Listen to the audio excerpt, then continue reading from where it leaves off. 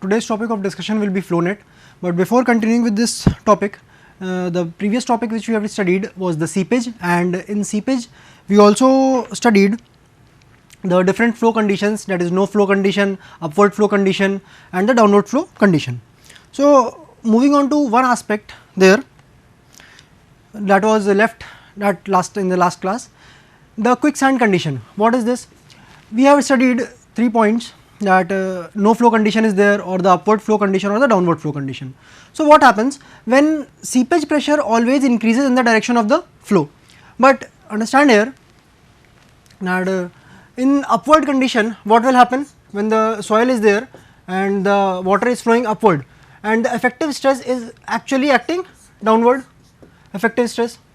So, this seepage pressure will try to counterbalance this effective stress, and at some point of time what can happen, that seepage pressure may be equal to the effective stress. So, when the seepage pressure is equal to the effective stress, that will be the quicksand condition that we will be studying here. So, it is possible to reach a condition when effective stresses in the soil becomes equal to 0, that is the effective stress that you already know, that is equal to total stress minus the pore water pressure. So, H into gamma dash minus I into H into gamma W, that is equal to 0, where this is the seepage pressure and this portion here is the effective stress. So, this condition occurs when the hydraulic gradient I, that comes out to be equal to I is equal to ICR, we will say it as a critical gradient, that is equal to gamma dash by gamma W. When you solve this thing, what comes out, that H into gamma dash is equal to I into H into gamma W. So, if you cancel these two terms, you will be getting gamma dash by gamma W, that is equal to I, and this hydraulic gradient is mentioned as the critical hydraulic gradient, that is this critical hydraulic gradient. So, when upward flow, understand here that when the upward flow takes place, then only the effective stress can be balanced by the seepage force, but when the downward flow takes place, what happens there, the downward force will be increasing when the downward flow is there, that seepage pressure will also act in the direction of the flow. So, the downward flow, the seepage pressure will be increasing the effective stress there, but in this case, in the upward flow case, what will happen, something opposite will take place. When the upward flow takes place at the critical hydraulic gradient, okay, upward flow can take place at different values of I can be some I1, let us say I1, then it can be I2 and then different values I3 and I4, but at a certain maximum value, at a certain critical hydraulic gradient, what happens, a soil loses all its shearing strength, because what happens, the downward seepage force and the upward effective stress is neutralizing each other. When they neutralize each other, the seepage force tending to act upward will tend to what, flow the soil along with it to some upward point, and that results in the loss of shearing strength and it cannot support any load. So, this soil is said to have become quick and boiling will occur. You see the boiling, when you boil the water, what happens, some bubbles simply rise on the surface and the water simply comes onto the surface. So, what happens in this sand, what happens, that similar to the boiling, what happens here, that the soil particles which are at the top, and when the water comes from the seepage pressure, due to the seepage pressure effect, what happens here, that the soil particles will tend to move upward here.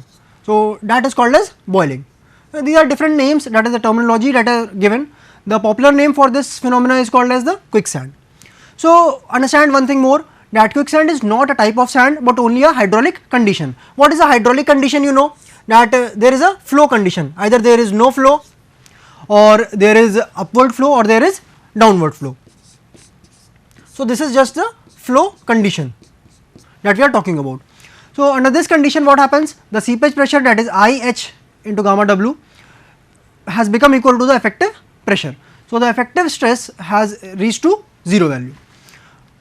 Now, understand one thing more here, that what happens here, I is equal to gamma dash by gamma W, and in the very first unit we have studied that gamma dash is equal to G minus 1 by 1 plus E into gamma W. So, we can substitute this gamma dash value here and gamma W is already there. So, when we cancel these things, it comes out to be G minus 1 by 1 plus E, that is equal to ICR. So, remember this thing that ICR depends on the specific gravity of the soil solids and the void ratio. So, the critical gradient is basically dependent on the two factors. Now, what happens in sands and clays? Seepage force affects the sand more than the clays because sands do not possess cohesion. You already know that when you were a kid, you played with clay. The clay possesses some amount of cohesion. Cohesion is between some similar particles. But when we talk about this adhesion, what happens adhesion? Adhesion is about when you take a Fevicol, say, you see that it is given, it is an adhesive. Adhesive means what?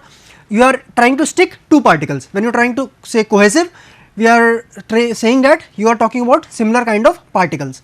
So, in cohesion there is some, in clays there is some inherent cohesion, so that it sticks together, but in sands there is lesser amount of cohesion, actually it is near to negligible. So, what happens when we talk about the shear strength formula, it is equal to C plus sigma C dash plus sigma dash tan phi dash. So, this is the internal friction phi dash here, this is the effective stress this, and this is the cohesion. So, what happens in case of sands? If we take a case of quicksand condition, what happens? Effective stress tending to 0, effective stress reduces to 0. What remains here? Tau is only equal to C dash. So, if we talk about clay, so clay will have some amount of shear strength in terms of the cohesion. So, that is there, but in sands the cohesion is also not there, and we are talking about effective stress into tan phi dash. In this case what happens? Effective stress reduces to 0 because of the quicksand condition. So, this entire term becomes 0 and the shear strength of the soil is nil, it is equal to 0. So, in these cases the grain cannot hold themselves together at the critical hydraulic gradient. Now, if we talk about boiling in coarse sand and gravel, it does not occur there because these soils are highly pervious, hence as per Darcy's law large discharges are required to produce a critical hydraulic gradient of 1, and these flows rarely materialize in practice because we know that in soil the discharge is very small and it is not like the fluid mechanics that you have studied. So, in coarse grained sands and gravels and in clays it does not affect much as in the sands. So, understand one very important point here that quicksand is a viscous liquid with a unit weight of about twice that of water, 2 times gamma W, that is the unit weight of this viscous liquid that is there. It is a hydraulic condition, it is not a type of sand as such. So, hence any person can easily float in it. Second thing, since the material is viscous, movement in it is quite tiring. So, if you try to if you are stuck in a quicksand and if you try to push more and more to get out of it, you will be tired, and when you are panicking there, so due to tiring yourself you can die out of suffocation. So, in that case you should try to reach something and then make clear and slow movements, and after trying to grasp something or a rope or anything and pull yourself out of the affected zone. So, one should stay at the place where they are actually. In this we will be giving numerical here, we will be seeing this. At a given location 8 meters of thick saturated clay layer is underlain by the sand and the sand layer is under artesian pressure. When we talk about artesian pressure, what happens? That some amount of pressure is already there. So, when we apply some piezometer in this layer, in the layer of artesian pressure, what will happen? Some amount of water will try to rise up by its own surface. And what is the artesian pressure given? It is equivalent to 3 meter head of water. When we talk about head of water, I have already told you it is nothing but the energy we are talking about. So, it is proposed to make an open excavation in the clay. How deep can this excavation be made before the water heaves out? So, if you are trying to make some excavation in the clay, what will happen? Due to this artesian pressure of the soil and the quicksand condition can occur in this soil. So, the soil will try to move out. So, till what depth can we make the excavation so that the soil does not move out? We will be seeing this thing. Let us suppose that this depth of excavation is, let us say, this much, that we have excavated this portion till a depth of x. For bottom to heave, what happens? This upward force and downward force should equate to 0, and if this bottom force just increases and it is more than the upward force, what happens? It will make the soil to go up with it. So, when we talk about this thing, see 8 minus x times this thing here, this is the 8 minus x times, this is the gamma saturated, that is the saturated clay layer is given, saturated clay. So, we will be taking the gamma saturated of the clay layer, and what is the portion? This 8 minus x times. So, that is the 8 minus x into gamma saturated minus 3 times the gamma W, because water pressure is also there, that is the artesian pressure, it will be causing a neutralizing effect. So, you already know that gamma saturated it was, because you have been given the values of G and E. So, you know that E into S is equal to W into G. So, E is equal to 0.3 into 2.7, because saturation is equal to 1. So, void ratio comes out to be 0.81, and for gamma saturated you know that it is equal to G plus E into gamma W by 1 plus E, as we have already seen in the unit 1. So, when you equate this value, you get x is equal to 6.45 meters. So, till this point, till 6.45 meters, you will be observing no problem. But if you excavate more than 6.45, let us say you excavate, try to excavate at 7 meters depth, what will happen? The soil will try to heave up. So, that will be a quicksand condition. Now, we move on to this topic, flow net, which is very important here, and this is the graphical representation of Laplace equation. So, first we will be studying the Laplace equation, how it is derived, and then we will be moving on to another aspect, that is the properties of the flow net. So, let us begin here. The Laplace equation which governs the flow of fluid through a porous material. Porous material is what here? It is your soil. Following assumptions are made. Like we studied the assumptions in deriving the Darcy's law, that V is directly proportional to I. We studied there, we gave some assumptions like the flow is laminar there, and many assumptions that we took there. So, here also some assumptions are made, and we will be applying these assumptions when we are deriving the equation. So, soil mass is fully saturated, very first thing, and the Darcy's law is valid. So, when it says Darcy's law is valid, you should in the very first instant you should understand that the laminar flow is there, it is not turbulent flow. Second thing is soil mass is homogeneous and isotropic. Third point is pore fluid and soil solids are considered to be incompressible. This is a very important point, and we will be taking this point throughout the soil mechanics that we will be studying. Now, if we take, let us say this is the soil, entire soil, okay. What we will be seeing? We will be taking just a small element, and we will be studying this element, okay. How the water flows into this element, and what are the energy losses in this, and whatever be the changes, we will not be studying the entire soil, but we will be just studying an simple element, okay, and that too in 2D, that too not in 3D. So, we consider the flow of water in an element in a saturated soil with dimensions dx and dz in horizontal and vertical directions in the plane of paper. So, I will tell you by a figure this thing. Understand the notations here, then we will move on to the derivation. The length perpendicular to this plane is dy, that is, let us say this, if you consider this hand here, what happens? This is the x direction and this is the z direction. So, if you go inside the plane, what will be? It will be the third dimension, that is the dy, but we are not considering this dy direction flow, we are considering these two dimensions only. So, the water flows from this direction, this x direction here, and then z direction here. So, we are considering two dimensions only. So, Vx is equal to what? Component of discharge velocity in the horizontal direction. So, that is the Vx point, very first thing.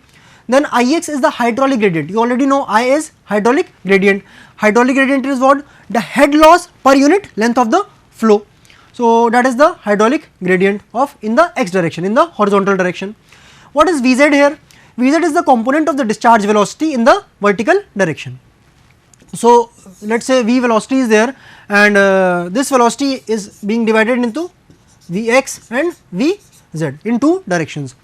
So, this is Vz in the direction and Iz is the critical it is the hydraulic gradient in the vertical direction, and H is the head which is causing the flow to occur. You already know that if there is no head, there can be no flow possible, and also understand that head is nothing but energy. If there is energy difference between these 2 points, let us say these 2 points, so if there is energy difference in between these 2 points, then only flow will be possible. If this is at a higher energy, then from this point to this second point, that is at a lower energy, the flow will be taking place. So, moving on to the next thing here, let us say we have taken soil, and in this soil we will take a element. Now, we will be analyzing this element here. So, in this element, what happens? Let us say the dimensions are dx and the dimensions are dz. So, these are 2 dimensions here of this element, that is the size we have taken. This is a 2 dimension. If you go inside the plane of this, what happens? It is the 3rd dimension, but we are considering only the 2 dimensional flow here. So, when the flow takes place, let us say in this x direction, so we are considering what? This is the x direction and this is the z direction, and if you take a 3rd direction into the plane or outside the plane, whatever be the case, that is the y direction. So, that is mutually perpendicular to each other. This is there, this you know. So, this we are not considering this y plane, we are only considering this x z plane. So, the flow takes place from this direction to this direction. So, there is some, when the flow takes place, there is some loss in head here. Let us say it has changed to Vx plus partial differentiation del Vx by del x into this dx. Okay. Similarly, when the flow takes place from the in the z direction, what happens? When the flow takes place through this soil element in this portion here, so this comes out to be the changed velocity will be this Vz plus change in the velocity, that is with respect to del z into dz. So, understand here, I have already told you that if a flow is taking place from this point to this point, what will happen? The soil will try to resist it. When it will try to resist it, what happens? There is some head loss, and what is that head loss? That is I times, that is represented by the hydraulic gradient, because I is what? H by the L, that is the head loss per unit length, that is the hydraulic gradient. So, in the x direction, what will happen? In the x direction, the change will be, if you apply the piezometers at this point and this point. So, the difference in rise, when you apply the piezometer here at this point here and you apply the piezometer here. So, the difference here in the, if you are talking about this z direction that I have drawn here. So, the difference in the rise of the water level, okay. So, this difference is that we are calculating, that is dependent on the hydraulic gradient, and the hydraulic gradient is what? In the direction of that point. So, that is I into dz, and what you can write about I here? It can be, it is equal to del h by del z, change in head with respect to this direction into dz. And if we talk about the x direction, what is there? I into dx, that is, it is the unit hydraulic, it is the change, sorry, it is not unit hydraulic gradient, it is the hydraulic gradient, that is the change in the head loss, and this is dx.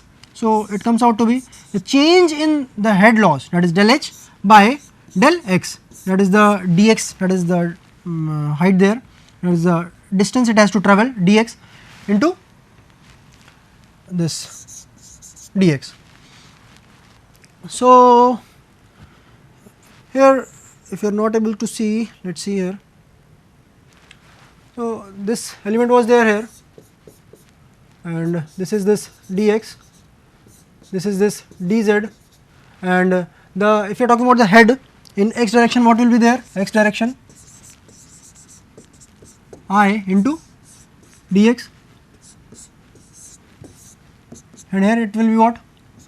I into dz in the z direction.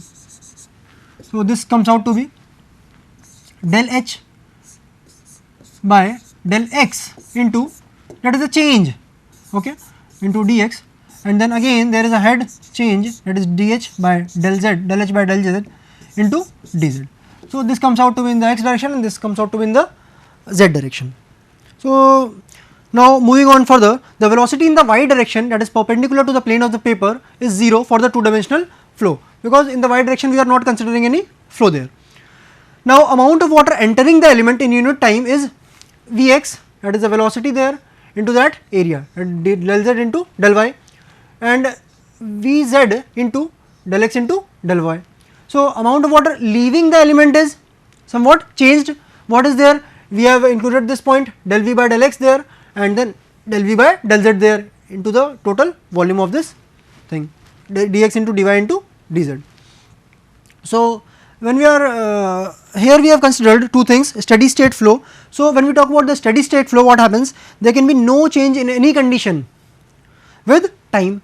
Also, we have considered when we say that there is no change in any condition, that means there will be no storage or no depletion in the water whatsoever.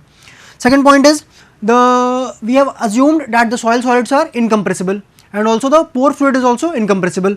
So, the volume coming in will be volume going out. So, if we take this point, this portion here, that is the leaving portion minus the entering portion here. So, when we subtract this point, that is there will be no change. When there is no change, it comes out to be 0 here. So, when you simplify, what will happen? This will be cancelled out here, and Vz dx dy, it will be cancelled out by this thing. So, what remains here? This portion remains and this portion remains.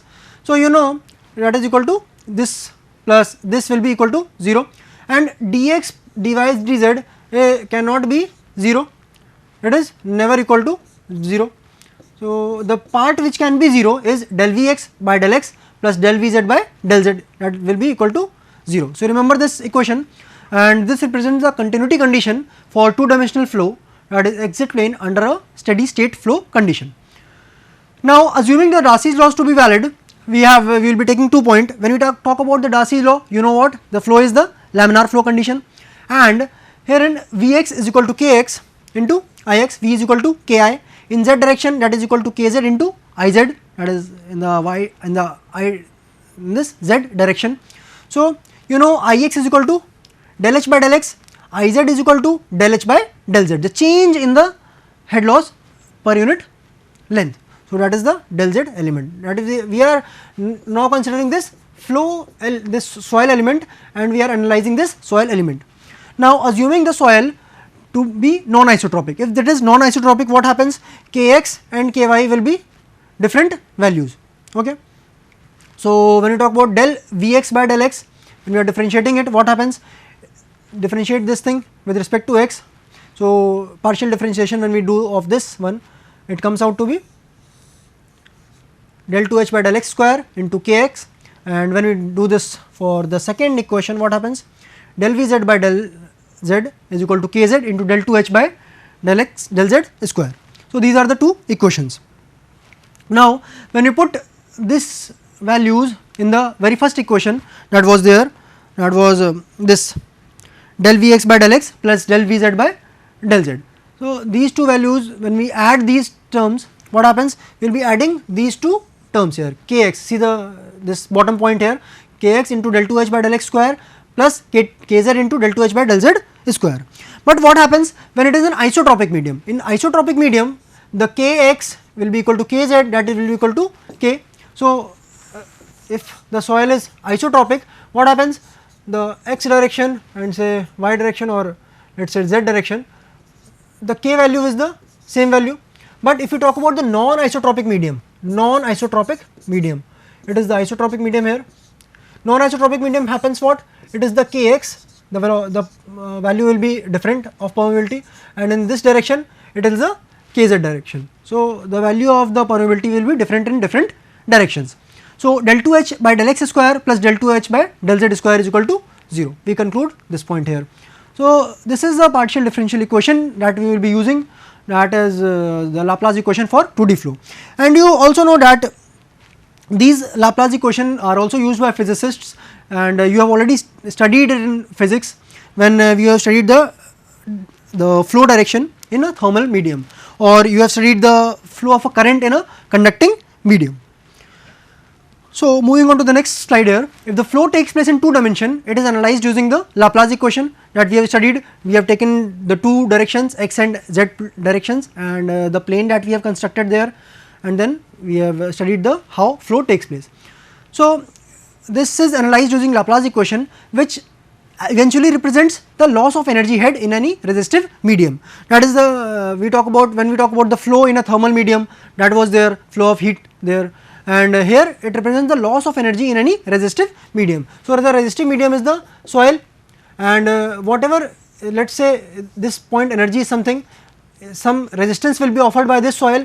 So, the energy will be reduced at this second point. So, this loss of energy head in this resistive medium is represented by this flow net, by the Laplace equation. Now, general solution of this Laplace equation yields 2 set of curves orthogonal to each other, that is perpendicular to each other. Now, one set of curves is known as the flow lines and other set as equipotential lines. Now, the flow lines is the direction of the flow, that is indicating the direction in which the flow is occurring, and the equipotential lines are the points wherein the head is equal. Okay, they are the points where the total potential head is equal. So, let us see what is the flow line and what is the equipotential line. So, if you consider this thing, understand here that if the flow takes place like this and a flow net is constructed, okay, what is this? The water is flowing, this is delta q, delta q, delta q, these are different water, these are flowing in certain channels. So, if this is one flow line, this is another flow line, this is another flow line, and this is the fourth flow line. So, along these flow lines, if we consider these 2 flow lines, what happens? This is one channel, the flow is taking place through this channel between psi 1 and psi 2, that is one flow channel. So, if water is considered, water actually flows through this entire thing, but we are for simplicity, that is for considering simplicity, that is the laminar one, we will be taking certain flow channels. Now, if we take this flow channel, what will happen? The flow will not take place from this to this flow channel, the flow will only be taking place in this path or in this path. So, this is not a possibility, each flow channel is unique and the flow will be moving on in a certain direction. Acha, one more thing here we will be studying, that one is the flow channel, other is this potential. Potential, whenever we talked about, it is about the energy, the head. So, when you move from one direction to another direction, what happens? There is some loss of energy, because this soil medium is trying to resist the water. In trying to resisting the water, what happens? It will be trying to force the water to move back. So, in this case, the soil will be trying to resist this thing. When it resists, there will be some loss of the energy, and when there is some loss of energy, the phi 2 value will be reduced and it will be lesser than phi 1 value. So, we will be continuing this topic in the next class, and we will be discussing the properties further. Thank you.